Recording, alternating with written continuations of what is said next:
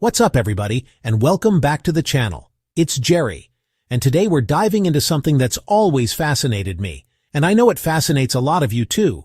We're talking about the line between performance and reality. You see these actors on screen, throwing these insane kicks, pulling off these crazy fight scenes, and you think, man, that's some incredible choreography. But what if I told you that for some of these guys, it's not just choreography, it's a lifetime of discipline, pain, and legitimate high-level skill. These aren't just actors playing tough guys. They are the tough guys. We're going to peel back the layers of Hollywood magic and look at the real-deal martial artists who just happen to be movie stars. These are individuals who have dedicated decades to mastering ancient and modern combat arts, long before they ever stepped in front of a camera. So get comfortable, because we're about to explore the stories of some of the most legitimate badasses in cinema history. I want to know who your favorite martial artist actor is. Who do you think is the most underrated? Who has the most authentic skills? Drop a comment down below and let's get the conversation started. Let's get into it. All right, let's kick things off with a name that's absolutely synonymous with action comedy and mind-blowing stunts. Jackie Chan. You can't even have this conversation without starting here. This man is a living legend, a global icon. But what's wild is that people, especially younger audiences, might just see the funny faces and the creative use of props and not fully grasp the sheer brutal reality of what this guy put his body through. His story starts at the China Drama Academy, a Peking opera school. Now you hear opera school and you might think of singing. No. This was a brutal, grueling institution. Imagine a military boot camp for kids, but focused on acrobatics, acting, and intense daily martial arts training. From the age of 7, for a decade, his life was a relentless cycle of training from dawn till dusk. They were pushed beyond their limits, punished for mistakes, and forged in a fire that most people couldn't even imagine. This wasn't some after-school karate class. This was his entire life. The curriculum included northern and southern kung fu styles, tumbling, weapons training, everything. He learned how to fall, how to take a hit, how to move his body with a level of control that's almost superhuman. That's the bedrock of everything you see on screen. When he's weaving through a ladder, fighting with a chair, or jumping from a building, that's not just clever choreography. That's the muscle memory from 10 years of torturous, repetitive, and masterful training. People talk about his stunt work, and for good reason. The man has broken practically every bone in his body. He has a permanent hole in his skull from a fall during Armor of God. He almost died. Before him, kung fu movies were often very serious, very stoic. Bruce Lee was a lightning bolt of intensity. Jackie came in and blended that incredible physical prowess with a vulnerability and a sense of comedic timing that was revolutionary. And let's be clear, the guy is a legitimate black belt in Hapkido. He's trained in judo, boxing, taekwondo. He's absorbed techniques from all over the world. The sheer volume of his work is staggering, over 100 films, and in every single one, he brought an energy that was infectious. Now, let's talk about a different kind of martial arts master, a guy whose precision and grace are just on another level. I'm talking about Jet Li. If Jackie Chan is the chaotic, brawling force of nature, Jet Li is the calm, controlled storm. His movements are so clean, so technically perfect, that it almost looks like a dance. But don't get it twisted. That dance is built on a foundation of elite, competitive martial arts. Jet Li's journey starts with wushu. For those who don't know, wushu is a contemporary Chinese martial art that's both a full-contact sport and a performance art. It's incredibly demanding, focusing on speed, difficulty, and aesthetic perfection. And Jet Li wasn't just good at it, he was a prodigy. At age 11, he won his first national championship for the Beijing Wushu team. Think about that. 11 years old, and he's the best in a country of 1 billion people. He toured the world with the team, performing for presidents and dignitaries. There's a famous story of him performing for President Nixon at the White House in 1974. Nixon was so impressed, he jokingly asked Li to be his personal bodyguard. Li, being a kid, seriously replied, "I don't want to protect any individual. When I grow up, I want to defend my 1 billion Chinese countrymen." He went on to win the all-around national wushu champion title 5 times in a row. 5 times. By the time he retired from competition at the age of 19 due to a knee injury, He was already a legend in the martial arts world. The film industry was the natural next step. His first movie, Shaolin Temple in 1982, was a massive blockbuster in China. It was a cultural phenomenon. It was the film that truly launched his career and made him a household name. What makes Jet Li's on-screen presence so unique is that you're literally watching a world champion perform. His form is impeccable. The extension of his kicks, the speed of his punches, the flow of his weapon work, it's all textbook perfection. Look at his early Hong Kong work, like the Once Upon a Time in China series, where he played the legendary folk hero Wang Fei Hung. The wire work, or wire fu, became a staple of that era, but it only works because of the performer's underlying skill. Then he made the transition to Hollywood, and it was a bit of a culture shock. In films like Lethal Weapon 4, he played the villain, and American audiences were blown away. They hadn't seen anything like him.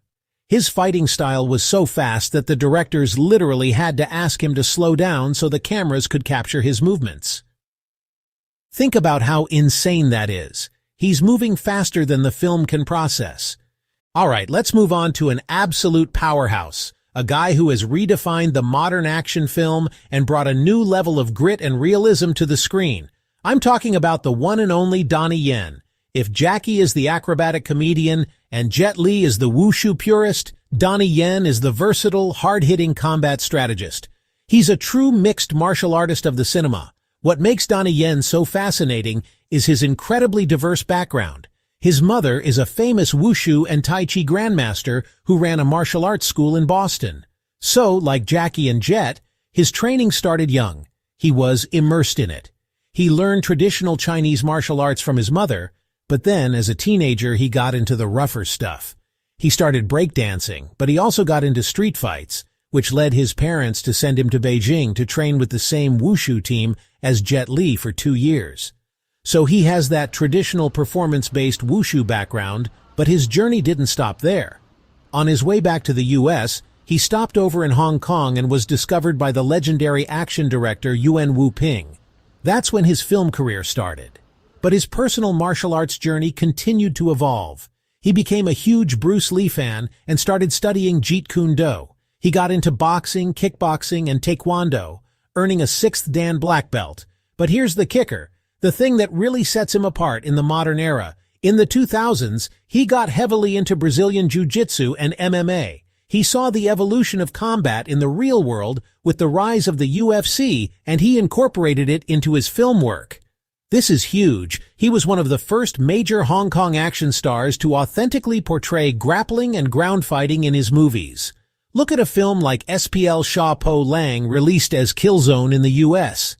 The alley fight between him and Wu Jing is legendary. It's brutal, fast, and incorporates MMA concepts. Then the final fight against Sammo Hung is a masterclass in grappling and close-quarters combat. He brought a realism to the screen that was shocking at the time. And then, of course, there's IP Man. This is the role that made him a global superstar. He portrayed the Wing Chun grandmaster who famously taught Bruce Lee. To prepare for the role, he spent months training exclusively in Wing Chun, learning the intricacies of the style, the centerline theory, the simultaneous blocking and striking, the close-range trapping. He embodied the character not just in acting, but in his physical performance. The IP Man films are phenomenal because they showcase his ability to adapt.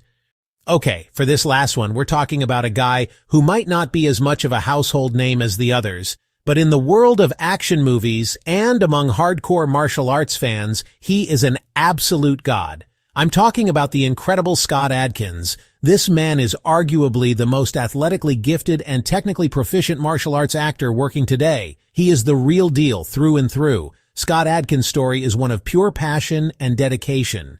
He's a British actor who, from the age of 10, was obsessed with martial arts. His garage was his dojo, a shrine to his hero, Bruce Lee. He started with judo, but his journey quickly expanded. He got deep into taekwondo, eventually earning a black belt. Then came kickboxing, where he also got a black belt. He's trained in ninjutsu, karate, capoeira, Krav Maga, wushu. The list is just ridiculous. He's not just trained in these arts, he's an expert. His kicking ability in particular is just otherworldly. It comes from his background in taekwondo and kickboxing. The speed, power, and flexibility he displays are breathtaking. He can throw these complex acrobatic kicks like the 540 kick or the Guyver kick with the ease that most people have just walking down the street. It's a level of physical mastery that is incredibly rare. His breakout role, and the one that cemented his legendary status among action fans, was Yuri Boyka in the Undisputed film series. Starting with Undisputed 2 Last Man Standing. Boyka is billed as the most complete fighter in the world, and honestly, Adkins' performance makes you believe it. The character is a Russian prison fighter with a brutal acrobatic style that perfectly showcases Adkins' insane skill set. The Undisputed films are a showcase for what's possible in action choreography when your lead actor is a world-class martial artist. There's minimal CGI, very little wire work. It's just Scott Adkins doing things that don't seem humanly possible. The fight scenes in Undisputed 2 and 3 are required viewing for any fan of action. They are innovative, brutal, and just jaw-droppingly spectacular. What's so impressive about Adkins is how he seamlessly blends different disciplines. You can see the crisp high kicks of taekwondo, the powerful boxing combinations of a kickboxer, and the flips and tricks of capoeira and wushu, all integrated into a single, cohesive fighting style. He's also a fantastic actor. He brings a real intensity and charisma to his roles. Whether he's playing the hero or the villain, he's always compelling. He's worked with many of the greats, including Jackie Chan and Donnie Yen. He's had roles in big Hollywood blockbusters like Doctor Strange and John Wick Chapter 4, where he was almost unrecognizable under prosthetics as the German crime boss, Killa. That fight scene in John Wick 4 between him and Keanu Reeves is a perfect example of his talent. He's in a massive fat suit, which has to be incredibly hot and restrictive, and he's still moving with incredible speed and agility, throwing spinning kicks and pulling off complex choreography. Despite his incredible talent, he's remained something of an underground king, primarily starring in direct-to-video action films. And honestly, it's in those films where he truly gets to shine. He has more creative control and can push the boundaries of action choreography without the constraints of a big Hollywood studio. Films like Avengement, Ninja Shadow of a Tear, and Universal Soldier Day of Reckoning are all showcases for his brutal and beautiful brand of action. He represents a certain purity in the action genre. He's a throwback to the days when the action star was the main event, the special effect.